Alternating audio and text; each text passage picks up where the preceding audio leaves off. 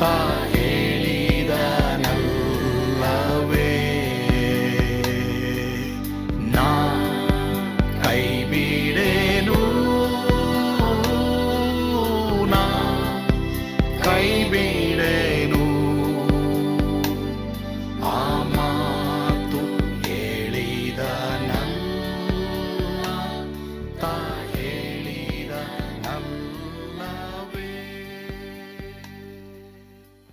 ಯೇಸು ಕೈ ಬಿಡನು ದೈನಂದಿನ ಸತ್ಯವೇದ ಅಧ್ಯಯನಕ್ಕೆ ನಿಮ್ಮೆಲ್ಲರನ್ನು ಆಹ್ವಾನ ಮಾಡ್ತೇನೆ. ಇವತ್ತು ಸಹ ನಾವು ದೇವರಿಗಿಂತ ಮುಂದಾಗಿ ಓಡುವುದು, ರನ್ನಿಂಗ್ ಅಹೆಡ್ ಆಫ್ ಗಾಡ್, ಈ ವಿಷಯದ ಕುರಿತು ಯೋನನ ಪುಸ್ತಕದ 4ನೇ ಅಧ್ಯಾಯದಲ್ಲಿ ನಾವು ಕೆಲವು ಪಾಠಗಳನ್ನು ಕಲಿಯಕ್ಕೆ ಹೋಗ್ತೀವಿ. ಕರ್ತನ್ ನಿಮ್ಮನ್ನ ಆಶೀರ್ವಾದ ಮಾಡಲಿ. ಅಪ್ಪ ಅಂತ ಅಂದ್ಬಿಟ್ರೆ, ಏಸಪ್ಪಗೆ ಅಪ್ಪ ಅಂದ್ಬಿಟ್ರೆ ಅವ್ರನ್ನ ಕರುಣಿಸ್ತಾರೆ. ನಿನಗೆ ಯಾರು ತಪ್ಪು ಮಾಡಿದ್ದಾರೆ? ನಿನಗೆ ಯಾರು ದ್ರೋಹ ಮಾಡಿದ್ದಾರೆ? ದೇವರು ಹೇಳ್ತಾ ಇದ್ದಾರೆ, ನಾನು ನಿನಗೆ ಹೆಂಗೆ ಅಪ್ಪನೋ, ನಾನು ಅವ್ರಿಗೂ ಅಪ್ಪನೇ. ಕೆಲವು ಸಲ ನಾವು ಯೋಚನೆ ಮಾಡೋದು, ನಮಗೆ ಯಾರಾದರೂ ಏನಾದರೂ ಮಾಡಿಬಿಟ್ರೆ, ಏನಾದರೂ ವಿರುದ್ಧವಾಗಿ ಮಾಡಿಬಿಟ್ರೆ ಅಥವಾ ಏನಾರು ಆಗಿಬಿಟ್ರೆ ಅವ್ರನ್ನ ದೇವ್ರ ಆಶೀರ್ವಾದ ಮಾಡ್ತಾನೆ ಇರ್ತಾರೆ. ಅಥವಾ ಕೆಲವ್ರು ಕೆಟ್ಟವ್ರು ನೋಡಿ, ದುಷ್ಟರು ನೋಡಿ ಅವ್ರನ್ನ ದೇವ್ರ ಮೇಲೆ ಕೆತ್ತಾನೆ. ಏನಯ್ಯ ಇದು ಎಲ್ಲ ಆಪೋಸಿಟ್ಟೆ. ಏನು ಗೊತ್ತಾ ಮ್ಯಾಟ್ರು? ನಮ್ಮ ದೇವರು ಕರುಣೆಯುಳ್ಳ ದೇವರು, ಅವ್ರ ಕ್ಯಾರೆಕ್ಟರ್ಗೆ ವಿರುದ್ಧವಾಗಿ ಏನೂ ಮಾಡಲ್ಲ. ಹಾಗಾದರೆ ಇವತ್ತು ನಿನಗೆ ಯಾರ ಮೇಲೆ ಕೋಪ ಇದೆ? ಇವತ್ತೇನು ಹೇಳ್ಬಿಡು ಗೊತ್ತಾ ದೇವರಿಗೆ, ಸ್ವಾಮಿ ಅವ್ರು ಏನು ಮಾಡ್ತಾರೆ ಎಂಬುದಾಗಿ ಅವ್ರು ಅರಿಯರು, ಅವ್ರನ್ನ ಕ್ಷಮಿಸು ಅಂದ್ಬಿಡಿ. ಅವಾಗ ನಿಮ್ಮ ಪ್ರಾಬ್ಲಮ್ ಆಗಲ್ಲ. ಒಂದು ವೇಳೆ ಅವ್ರಿಗೆ ಕೆಟ್ಟದಾಗಲಿ ಅವ್ರು ಕೆಟ್ಟದಲ್ಲ ಅದೆಲ್ಲ ಇದರಲ್ಲಿ ನಡೆಯಲ್ಲ. ಯಾವುದರಲ್ಲಿ ಹೊಸ ಒಡಂಬಡಿಕೆ ವಿಶ್ವಾಸಿಗಳಿಗೆ ನಡೆಯಲ್ಲ. ಅದು ಕೆಟ್ಟದಾಗಲಿ ಅಂತ ಪ್ರಾರ್ಥನೆ ಮಾಡೋಕ್ಕಾಗಲ್ಲ. ನೀವು ಹಳೆ ಒಡಂಬಡಿಕೆಯಲ್ಲಿ ಇತ್ತು ನೋಡು, ಕಣ್ಣಿಗೆ ಕಣ್ಣು ಹಲ್ಲಿಗೆ ಹಲ್ಲು ಇತ್ತು. ಅಂದರೆ ದೇವರು ಯಾಕೆ ಕಣ್ಣಿಗೆ ಕಣ್ಣು ಹಲ್ಲಿಗೆ ಹಲ್ಲು ಅಂತ ದೇವ್ರನ್ನೂ ಅಲ್ಲಿ ಓಕೆ ಕೊಟ್ಬಿಟ್ರು. ಒಬ್ಬ ಹಲ್ಲು ಕಿತ್ತಿದ್ರೆ ಇನ್ನೊಂದು ಹಲ್ಲು ಕಿತ್ತು ಅಂದರು ಮೋಶೆ ಧರ್ಮಶಾಸ್ತ್ರ ಪ್ರಕಾರ. ಹಂಗಾರೆ ದೇವರಿಗೆ ಮುಯ್ಯಿಗೆ ತಿರ್ಸಕ್ಕೆ ದೇವ್ರಿಗೆ ಇಷ್ಟನಾ? ಎಲ್ಲರೂ ಗಮನ ಇಡಿ. ಆಗಿನ ಕಾಲದಲ್ಲಿ ಯಾರಾದರೂ ಒಬ್ಬನಿಗೆ ಹೊಡೆದಾಗ ಒಂದು ಹಲ್ಲು ಬಿದ್ದೋದ್ರೆ ಅವ್ರು ಏನು ಮಾಡ್ತಾಯಿದ್ರು, ಯಾವೊಂದು ಹೊಡೆದ ಒಂದು 10 ಹಲ್ಲು ಕಿತ್ತಾಯಿದ್ರು. ಅದು ಅನ್ಯಾಯ ಅಂತ ಹೇಳ್ಬಿಟ್ಟು ದೇವರು ಸ್ವಲ್ಪ ಅಲ್ಲಿ ಸಿಸ್ಟಮ್ನ ಕಡಿಮೆ ಮಾಡೋದು. ಒಂದು ಹಲ್ಲಿಗೆ 1 ಹಲ್ಲು ಸಾಕಯ್ಯ, ಒಂದು ಕಣ್ಣಿಗೆ 1 ಸಾಕು, ನೀನು ಯಾಕೆ 10 ಹಲ್ಲು ಕಿತ್ತಾ ಇದೆಯಾ ಅಂತ ಧರ್ಮಶಾಸ್ತ್ರದಲ್ಲಿ ದೇವರು ಅದನ್ನು ಕಡಿಮೆ ಮಾಡಿದ್ರು. ಅದು ಅದರ ಅರ್ಥ ಅಲ್ಲಿಗೆ ಹೋಗಲ್ಲ ನಾನು. ಬಟ್ ವಾಟ್ ಮೆಸೇಜ್ ಇವತ್ತು ದೇವರು ನನಗೆ ನಿನಗೆ ಕೊಡ್ತಾ ಇದ್ದಾರೆ ಅಂದರೆ, ನಮಗೆ ಇಷ್ಟವಿಲ್ಲದವರು ದೇವರು ಅವರಿಗೆ ಕರುಣೆ ತೋರಿಸಿ ಆಶೀರ್ವಾದ ಮಾಡಿದ್ರೆ ನನಗೆ ನಿನಗೆ ಯಾಕೆ ಬೇಜಾರು ಪಡಬೇಡಿ.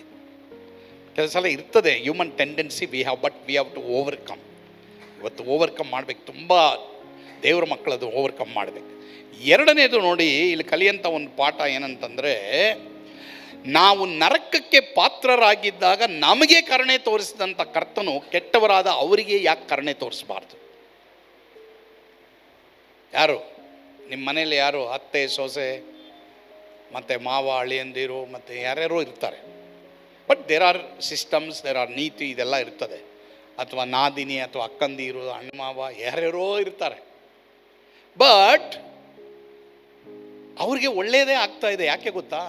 ನೀನಂತೂ ಅಪ್ಪ ಅಂತ ಕರಿತಾ ಇಲ್ಲ, ಅವ್ರು ತಪ್ಪು ತಿಳ್ಕೊಂಡು ಅಪ್ಪ ಅಂತ ಕರಿತಾ ಇದ್ದಾರೆ. ಅದಕ್ಕೆ ದೇವರು ಅವ್ರನ್ನ ಆಶೀರ್ವಾದ ಮಾಡ್ತಾ ಇದ್ದಾರೆ. ಕಮಾನ್.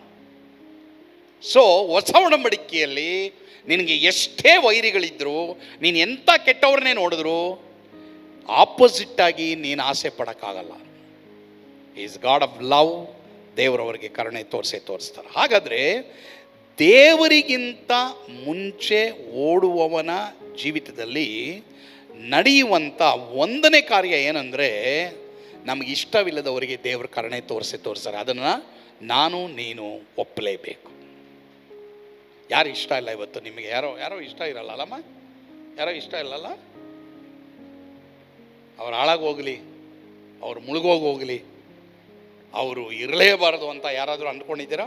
ಸರಿ, ಹೇಳದೇ ಇರ್ಬೋದು, ಹಂಗೆ ಅಂದ್ಕೊಂಡಿದ್ದಾರೆ. ಯೋನಾನೇ ಅಂದ್ಕೊಂಡವನೇ. ನೀವು ಇಲ್ಲಿ ಮಕ್ಕಳು ಅಲ್ವಾ? ನಾನು ನೋಡಿದ್ದೀನಿ ಮಕ್ಕಳು RCB CSK ಮತ್ತು ಇನ್ನೇನೇನೋ ನಡೀತಾ ಇರ್ತದೆ ಮ್ಯಾಚು, ಗೆಲ್ಲೋರ ಜೊತೆ ಇರ್ತಾರೆ. ಅವ್ರು ಇನ್ನೇನು ಸೋಲ್ವಾಗ ಯಾರು ಗೆಲ್ತಾರೋ ಅವ್ರ ಜೊತೆ ಓಡೋಗ್ಬಿಡ್ತಾರೆ. ಹಿಂಗೂ ಇರ್ತದೆ. ಆಮೇಲೆ ಏನು ಮಾಡೋಕ್ಕಾಗಲ್ಲಪ್ಪ, ಏನು ಮಾಡೋಕ್ಕಾಗಲ್ಲ. ಹೊಸ ಒಡಂಬಡಿಕೆಯಲ್ಲಿ we have to love enemies ಅಲ್ವಾ? It's very very important. ಇವನು ದೇವ್ರಿಗಿಂತ ಮುಂಚೆ ಹೋಗ್ತಾವ ನೋಡಿ. ದೇವರಿಗೆ ಕರುಣೆ ಇದ್ದರೆ ಇವನಿಗೆ ನಾಶ ಆಗಲಿ ಅಂತ, ದೇವರಿಗೆ ಉಳಿಸ್ತೀನಿ ಅಂತ. ಈಗ ದೇವ್ರು ಹೇಳ್ತಾ ಇದ್ದಾರೆ, ನಿನ್ನ ರಿಲೇಷನಲ್ಲಿ ಯಾರೋ ನಿನಗೆ ಅನ್ಯಾಯ ಮಾಡಿದ್ದಾರೆ, ನಿಂಗೆ ದ್ರೋಹ ಮಾಡಿದ್ದಾರೆ, ನಿನ್ನ ಫ್ರೆಂಡ್ ಸರ್ಕಲಲ್ಲಿ ಯಾರೋ ಮಾಡಿದ್ದಾರೆ, ಸಂಬಡಿ ಯಾರೋ ನಿನಗೆ ತಪ್ಪು ಮಾಡಿದ್ದಾರೆ, ಯಾರೋ ನಿನಗೆ ಅನ್ಯಾಯ ಮಾಡಿದ್ದಾರೆ, ಯಾರೋ ನಿನಗೆ ಮೋಸ ಮಾಡಿದ್ದಾರೆ, ಸಂಬಡಿ ಅವರಿಗೆ ಒಳ್ಳೇದಾಗಬಾರ್ದು ಅಂತ ನೀನು ಹೇಳಬೇಡ, ಸ್ವಾಮಿ ಅವ್ರನ್ನ ಕ್ಷಮಿಸು ಅಂತೇಳಿ. ನೋಡಿ, ನಿಮ್ಮ ಹೃದಯಕ್ಕೆ ಚೆನ್ನಾಗಿ ವಿಶ್ರಾಂತಿ ಇರ್ತಾರೆ, ನಿಮ್ಗೆ ಒಳ್ಳೆ ನಿದ್ದೆ ಬರೋದು. ಅವ್ರು ತಪ್ಪು ಮಾಡ್ಬೋದು, ನಿನ್ನ ಹತ್ರ ಮಾತಾಡದೇ ಇರ್ಬೋದು, ಡೋಂಟ್ ವರಿ. ನೀನು ಒಂದು ಸಲ ಮಾತಾಡಿದ್ಯಾ, ದೇವ್ರಿಗೆ ಬಿಟ್ಬಿಡು, ಡೋಂಟ್ ವರಿ. ಒಂದು ಸಲ ಕಾಲ್ ಮಾಡಿದ್ಯಾ, ಬಿಟ್ಬಿಡು, ಅವ್ರು ಮಾತಾಡಲ್ವ ನಿನ್ನ ಹತ್ರ, ದೆನ್ ನಿನ್ನ ತಪ್ಪಲ್ಲ ಅದು. ಬಟ್ ಆದರೆ ಅವರು ಒಳ್ಳೇದಾಗಲಿ ಅಂತಲೇ ಪ್ರಾರ್ಥನೆ ಮಾಡಿ, ಯಾವತ್ತೋ ಒಂದು ದಿನ ನಿನ್ನ ಪ್ರಾರ್ಥನೆಯಿಂದ ನಿನಗೆ ವಿರುದ್ಧವಾಗಿ ಮಾಡಿದಂಥ ತಪ್ಪನ್ನು ಅವ್ರು ತಿಳ್ಕೊಂಡು ದೇವರ ಬಳಿಗೆ ಬರ್ತಾರೆ. ಲೆಟ್ಸ್ ಸಿ ವರ್ಸ್ 2, 2ನೇ ವಚನ ನಾವು ನೋಡೋಣ. ಅಲ್ಲಿ ರಾಜೇಂದ್ರ ಓದ್ತಿಯಪ್ಪ 2ನೇ ವಚನ. ಅವನು ಸಿಟ್ಟುಗೊಂಡು, ಯೆಹೋವ ಲಾಲಿಸು, ನಾನು ಸ್ವದೇಶದಲ್ಲಿರುವಾಗಲೇ ಹೀಗಾಗುವುದೆಂದು ಹೇಳಿದ್ದೇನಷ್ಟೇ. ನೀನು ದಯೆಯೂ ಕನಿಕರವೂ ದೀರ್ಘಶಾಂತಿಯೂ ಮಹಾಕೃಪೆಯೂ ಉಳ್ಳ ದೇವರು, ಮಾಡಬೇಕೆಂದಿದ್ದ ಕೇಡಿಗೆ ಮನಮರುಗುವನು ಎಂದು ನಾನು ತಿಳಿದೆ ತಾರ್ಷೀಷಿಗೆ ಓಡಿ ಹೋಗಲು ತ್ವರೆಪಟ್ಟೆನು. ಇವನು ಸಿಟ್ಟಿನಿಂದ ದೇವರ ಹತ್ರ ಮಾತನಾಡ್ತಾರೆ. ವಿತ್ ಆ್ಯಂಗರ್ ಈ ಟಾಕ್ಸ್ ಟು ಗಾಡ್. ಎಲ್ಲರೂ ಗಮನ ಇಡಿ, ಕೋಪದಿಂದ ಯಾರು ದೇವರೊಂದಿಗೆ ಮಾತನಾಡಬೇಡಿ. ಎಷ್ಟೋ ಜನಕ್ಕೆ ದೇವರ ಮೇಲೆ ಕೋಪ ಇದೆ. ಏನೋ ಹಿಂಗೆ ಆಗಬಾರ್ದು ಆಗೋಯ್ತು, ಹಿಂಗೆ ನಡಿಬಾರದು ನಡೀತು, ಮತ್ತು ದೇವರಿಗೆ ಕಣ್ಣಿಲ್ವಾ, ದೇವರಿಗೆ ಕಿವಿ ಇಲ್ವಾ? ದೇವ್ರ ಮೇಲೆ ಕೋಪಪಟ್ಟು ಸಭೆನ ಬಿಟ್ಟೋದವರು ಎಷ್ಟೋ ಜನ ಇದ್ದಾರೆ. ದೇವ್ರ ಮೇಲೆ ಕೋಪಪಟ್ಟು ಬೈಬಲ್ ಓದೋದು ಪ್ರಾರ್ಥನೆ ಮಾಡೋದನ್ನು ಬಿಟ್ಟವಂತ ಎಷ್ಟೋ ಜನ. Many are very angry with God. Why are you angry with God? ಯಾಕೆ ನೀ ಕೋಪ ಪಡ್ತಾ ಇದೆಯಾ? ಇವನು ಸಿಟ್ಟುಕೊಂಡು ದೇವ್ರ ಹತ್ರ ಮಾತಾಡ್ತಾ ಇದ್ದಾನೆ. ನೀನು ಹಿಂಗೆ ಮಾಡ್ತೀಯ ಅಂತ ಚೆನ್ನಾಗಿ ಗೊತ್ತು. ಹಲೋ, ಪ್ರಾರ್ಥನೆ ಮಾಡಬೇಕಾದ್ರೆ ದೇವರಿಗೆ ಹಿಟ್ಲರ್ ಥರ ಡಿಕ್ಟೇಟ್ ಮಾಡಬೇಡ. ನನ್ನ ಚಿತ್ತವಲ್ಲ ನಿನ್ನ ಚಿತ್ತ ದೇವ ಅಂತ ಹೇಳ್ರಿ. ಇವನು ದೇವ್ರಿಗೆ ಹೇಳ್ತಾ ಇದ್ದಾನೆ, ನೀನು ದಯೆ ಕನಿಕರ ಮಹಾಕೃಪೆ ಉಳ್ಳ ದೇವರು. ದೇವ್ರ ಕ್ಯಾರೆಕ್ಟರ್ಗೆ ಚಾಲೆಂಜ್ ಆಗ್ತಾ ಇದ್ದಾನೆ ನೋಡಿ. One thing you should know, God will never do anything against his character. ನಿನಗಿಷ್ಟ ಇಲ್ಲದೆ ಇರ್ಬೋದು, ಆದರೆ ದೇವ್ರನ್ನ ಆತನ ಕ್ಯಾರೆಕ್ಟರ್ಗೆ ವಿರುದ್ಧವಾಗಿ ಏನು ಮಾಡಲ್ಲ. ನೀನು ಅವರಿಗೆ ಕರುಣೆ ತೋರಿಸ್ತೀಯ ಅಂತ ಚೆನ್ನಾಗುತ್ತೆ. ಇವನು ಮೆಸೇಜ್ ವರ್ಕ್ ಆಗಿದೆ ಅಂತ ಅಟ್ಲೀಸ್ಟ್ ಇವನು ಏನು ಪಡ್ತಾ ಇಲ್ಲ, ಸಂತೋಷ ಪಡ್ತಾ ಇಲ್ಲ. ಅವ್ರ ಪಾಪದಿಂದ ತಿರುಗಿದ್ದಾರೆ, ಕುಡಿಕತನದಿಂದ ತಿರುಗಿದ್ದಾರೆ, ದೇವರಿಂದ ಅವರು ತಿರುಗಿದ್ದಾರೆ ಎಂಬುದಾಗಿ ಸಂತೋಷ ಪಡೆದೇನೆ ದೇವರಿಗೆ ಟೀಚ್ ಮಾಡ್ತಾ ಇದ್ದಾನೆ. ದೇವ್ರಿಗಿಂತ ಮುಂಚೆ ಹೋದರೆ ನಡೆಯಂಥ 2ನೇ ಘಟನೆ ಏನು ಗೊತ್ತಾ? ಓದಮ್ಮ ಈ ಕಡೆ ನೋಡ್ರಿ. ಅದು ದೇವರು ಇಲ್ಲದ ಉದ್ದೇಶಗಳಿಗೆ ಸಿಟ್ಟು ಪಡಬಾರದು. ದೇವರು ಯಾವ ಪರ್ಪಸಲ್ಲಿ ಇಲ್ವೋ ಅದಕ್ಕೆ ನೀನು ಸಿಟ್ಟು ಪಡಬೇಡ. ಪ್ರಿಯರೇ, ಒಂದು ವೇಳೆ ದೇವರಿಗಿಂತ ಮುಂಚೆ ಓಡ್ತಾ ಇದ್ದೀರಾ, ಅತಿ ಬುದ್ಧಿವಂತರಾಗಿದ್ದೀರಾ, ಅತಿ ಜ್ಞಾನಿಗಳಾಗಿದ್ದೀರಾ, ಹಿಂದಕ್ಕೆ ಬನ್ನಿ, ಸ್ವಲ್ಪ ಹಿಂದಕ್ಕೆ ಬನ್ನಿ. ಖಂಡಿತವಾಗಿ ದೇವರಿಂದ ಮುಂದಾಗಿ ಓಡಿದ್ರೆ ನಮ್ಮ ಜೀವಿತದಲ್ಲಿ ಅನೇಕ ನಷ್ಟಗಳು ನಾವು ಅನುಭವಿಸ್ಬೇಕಾಗುತ್ತೆ. ದೇವರಿಗಾಗಿ ಜೀವಿಸಲಿ. ಪ್ರಾರ್ಥನೆ ಮಾಡೋಣವಾ? ಪರಮ ಪ್ರೀತಿಯುಳ್ಳ ತಂದೆಯಾದ ದೇವರೇ, ಅನೇಕ ವೇಳೆ ನಮಗೆ ಬುದ್ಧಿ ಇದೆ, ಸಾಮರ್ಥ್ಯ ಇದೆ ಎಂಬುದಾಗಿ ಹೇಳಿ ನಿನಗಿಂತ ಮುಂಚೆ ನಾವು ಓಡಿ ಹೋಗಿದ್ದೇವೆ, ನಮ್ಮನ್ನು ಕ್ಷಮಿಸು. ಆ ರೀತಿ ಮಾಡದ ಹಾಗೆ ನಿನ್ನೊಂದಿಗೆ ನಡೆಯುವಾಗೆ ಈಗೋ ಎಲ್ಲ ದೇವ ಮಕ್ಕಳಿಗೂ ಕೃಪೆ ಕೊಡಪ್ಪ. ಯಾವುದೇ ವಿಷಯದಲ್ಲಿ ದೇವರೇ ನಿನ್ನೊಂದಿಗೆ ನಡೆಯುವ ಹಾಗೆ ದೇವರೇ ಸ್ವಾಮಿ, ನಿನಗಿಂತ ಮುಂದೆ ಓಡಿ ಹೋಗದ ಎಲ್ರಿಗೂ ಕೃಪೆ ಕೊಡಪ್ಪ. ಯೇಸುವಿನ ಹೆಸರಿನಲ್ಲಿ ಪ್ರಾರ್ಥಿಸ್ತೇವೆ ಸ್ವಾಮಿ, ಆಮೇನ್. ಕರ್ತನು ತಾನೇ ನಿಮ್ಮನ್ನು ಆಶೀರ್ವಾದ ಮಾಡಲಿ. ಯೇಸು ನಿಮ್ಮನ್ನು ಕೈ ಬಿಡಲ್ಲ.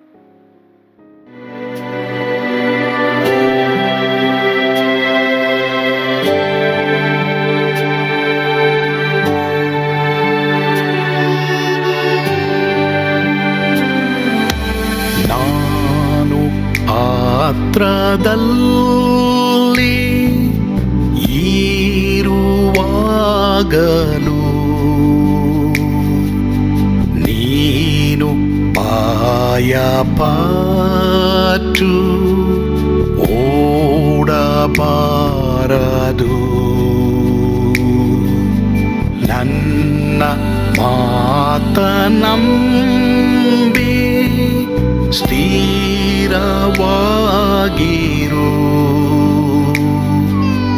ನಿನ್ನ ಬಿಡಲಾರೆ, ಬಿಡೆನು ಎಂದೆಂದಿಗೂ.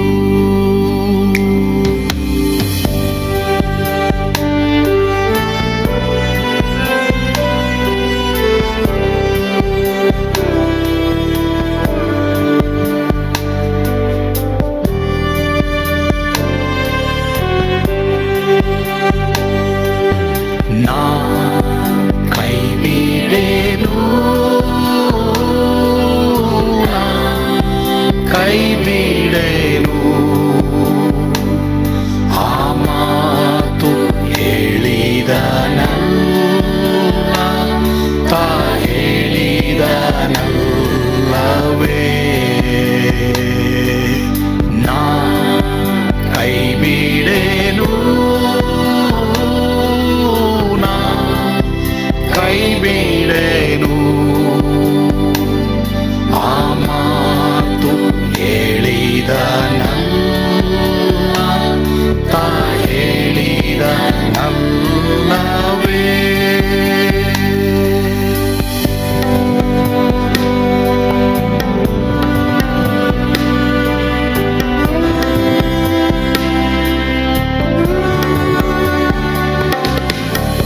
ಸುತ್ತಲೂ ಹೂಗಳು ಬಾಡಿ ಹೋದರು ಮೇಲೆ ಸ್ವರ್ಗದೋಳು ಬಾದಲಾಗದು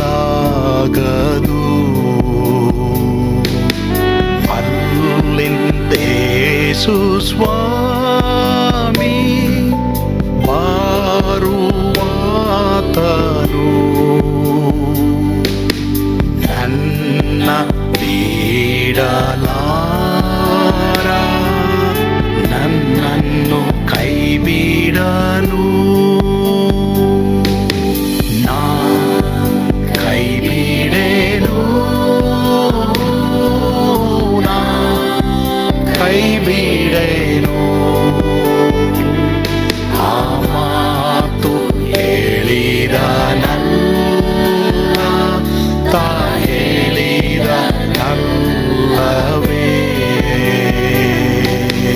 ನಾ ಕೈ ಬಿಡೇನು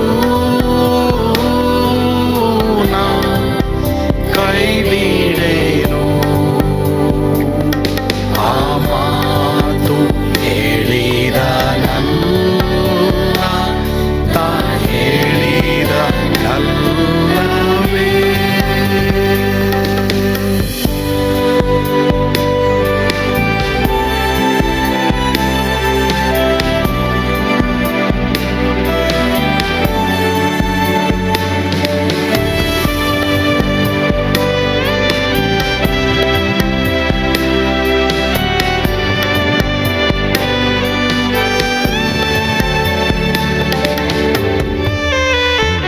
ಮುಂದೆ ಬಾವು ಕಷ್ಟ ಬಾರುತ್ತಿದ್ದರು ಬಾಯ ಪಾಡಲಾರೆ ಸ್ವಾಮಿ ಇದ್ದಾನೆ ಬಾಲವಾಗಿ ನಿಂತು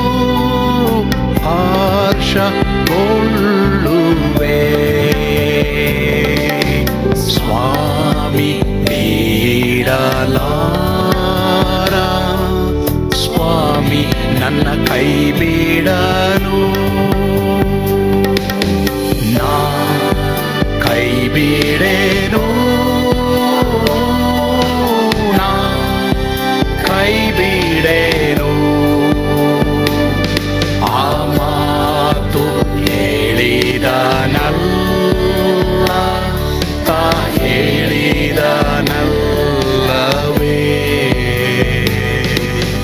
ನಾ ಕೈ ಬಿಡೇನು ನಾ ಕೈ ಬಿಡೇನು ಆ ಮಾತು ಹೇಳಿದನಲ್ಲ ತಾ ಹೇಳಿದನಲ್ಲವೇ